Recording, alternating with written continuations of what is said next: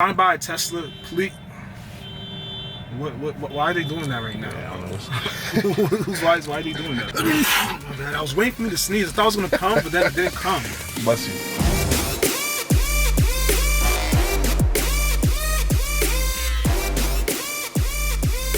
What's going on, everybody? Obinna here, one half of the Asika Bros. And today we're gonna be talking about Tesla, specifically my Tesla.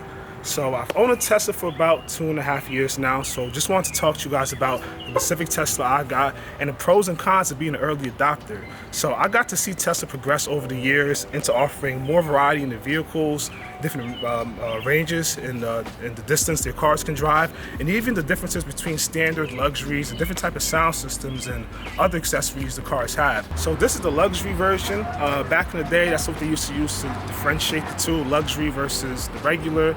Fun fact, they didn't have any regular or standard versions before. It was just this luxe version. But this is the Midnight Silver edition. I got this for about $49,500. And back then, this came with all the premium features, which was premium sound, heated car seats, mats. That's actually a premium feature. A lot of new Teslas do not come with mats. Wait a minute. I came here with floor mats thinking that I was gonna have to put them in here. And yeah, and the Midnight Silver ended up costing an extra $1,000 to add on. So in total, it came out to about $51,000. And also, I got the extended range version, which, fun fact, at the time was the only version you can get. And that was 310 miles at the time of buying it. Now, through some software advances, it's crazy how technology can do these things. It has a range of 320 miles per full charge. Just at the time in 2018, when electric cars weren't that advanced to give you a far range. Nowadays, we have some electric cars that give you like 500 miles per charge, and I'm thinking there's even more, and it's always gonna get better. So that's the one I got. Also made a couple modifications to my car, added some custom puddle lights with the Tesla logo, so when you open the door, you see a big bright Tesla on the ground.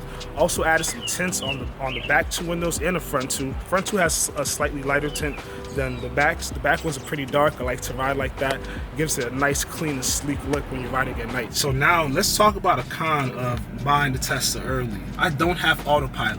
Now, if you just bought a Tesla, or if you're thinking to buy a Tesla, you've probably been hearing that most Teslas, or all Teslas nowadays, come with autopilot, which is basically a lane assist that allows you to stay in the lane, or navigate if you're on the highways or on the turnpike or any type of road, really. I don't have that. I don't have that. I don't have that because I decided to support Tesla early. So being an early adopter, they never grandfathered us into any clause that says we now get autopilot with the rest of new Tesla owners. No. Tesla, if you're listening, you wasn't with me shooting in the gym. I was with you shooting in the gym, and you decided to do me like this. Now, another con to owning a Tesla early is rear-wheel drive. Now, you may wonder, how is that a con? It's a con for what I paid for it. With the money I bought a Tesla in 2018, if I used that same amount today, I would have dual-wheel drive. So Tesla, you did me dirty again. Instead of having dual-wheel drive like every other person who spends about $50,000 on a Tesla, or even less, I only have rear-wheel drive. Now, some of you may be like, it doesn't really matter. It does matter. I'm gonna tell you a story. One time I got stuck in the mud, like deep mud, like my car was sinking. And as I was trying to get out, I was just getting more and more stuck. I even tried the little slip mode that Tesla has to get you out of situations like that, and it didn't work. So I feel like if I had dual-wheel drive during that time, I would have been able to climb out of that mud, and my car looked disgusting. I'm gonna put a picture of what the car looked like. It was just totally nasty, stuck in the mud. If you saw it, you'd want to tear up just seeing the Tesla in that type of condition. Like, it made me cry, and I had to leave it there overnight and sleep in my boy's house and literally just look out the window and just look in my muddy, dirty Tesla. I shouldn't have to do this. I have rear-wheel drive, but for the price I paid, I could have got dual-wheel drive today, so that's not good. We're going to talk a little bit about the pros. There's not many of them, but there's really just this one pro, which is being an early adopter allows you to have a really cool car really early that a lot of people just never seen before. At the time when I had my Tesla, when I pulled up in anywhere in my Tesla, that was a lot of people's first time seeing one in person. You can't believe that today because Teslas are literally everywhere. Also, that was a lot of people's first time riding in a Tesla. And also, another pro to being an early adopter at that time was the conversations I had at the charging stations. Whenever you pulled up to a charging station, you was charging, it was almost impossible to not talk to another Tesla owner. You guys would kind of be looking at each other through the mirrors, kind of just, you know, then everybody, eventually you guys come out the car, you start conversating. I've met a lot of really cool people, really dope people, a lot of people doing some great things in life just through being an early adopter and just, you know, connecting with another early adopter, how we were the only ones with this really cool car that we're hoping is going to get mass adopted in the near future. All right, the next pro I'm going to talk about, I told you guys there weren't that many, but this one is really, really big. This is the tax incentive I got for buying the electric vehicle. If you bought an electric vehicle in 2018, I bought a Tesla, that was the best time to get an electric vehicle. At the time, the tax credit was a whopping $7,500 for federal.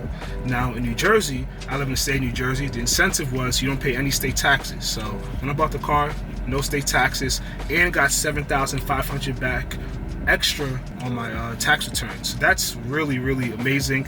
Now I've seen it, and every year since then it's kind of cut in half. So the following years hasn't been as much as $7,500, and it kept going down and down. But now I think there's like new tax laws about to pass, so we're really excited to see what happens with those. If you're looking to buy an electric vehicle, we're going to be following the federal tax incentives and other incentives for getting one. So just stay tuned with the channel. We're going to be covering a lot of materials on that one. And if you're looking to buy a Tesla, use the link in the description. If you use my link, you get 1,000 miles towards your supercharging at Tesla stations, and I get 1,000 miles too. When I first bought my car and I referred Chima, I actually got 6 months of free supercharging. There was no cap to how many miles, it was just 6 months. And best believe I was riding dirty everywhere. And then it went to like something like 5,000, now it's 1,000. Who knows what's gonna be in the future. I'm gonna make a video about Tesla's referral program and how it just sucks now. It's not as good as it used to.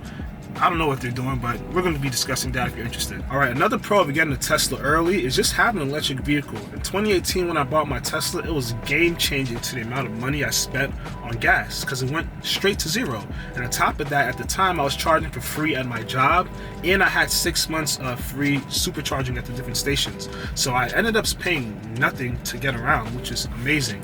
And for me personally, I pay my insurance every 6 months, so I was really paying nothing but my car loan every month, which is really a blessing, being that a lot of people have to worry about gas and how much that's going to cost. It may go up to like 100, 200, and then just worrying about gas prices changing too. You don't have to deal with none of that. Charge at home, which is kind of a fixed rate, and even at the charging stations, they vary a little bit, but it doesn't vary that much to the point that you have to worry about what's the difference in prices. And even with the supercharging prices changing just a little bit, it's always cheaper than gas, much cheaper. So you're still getting a cost savings just by having an electric vehicle. And then on top of that, I don't have to worry about oil changes, which is a blessing. Don't have to take it to get inspections. If you notice, there's no inspection stickers on Teslas, so you don't have to go and get your engine inspected because there is no engine. So there you go. So thank you guys for watching. I hope you guys learned something. If you're a Tesla early adopter like myself, I hope you resonated with me. Please leave some comments down below. Let me know if you resonate or if any of these stuff are just kind of crazy and you want to just talk about it. Again, please like and share the video and subscribe. We're trying to release videos every week, so if you're liking the content, please give us some support. Until next time.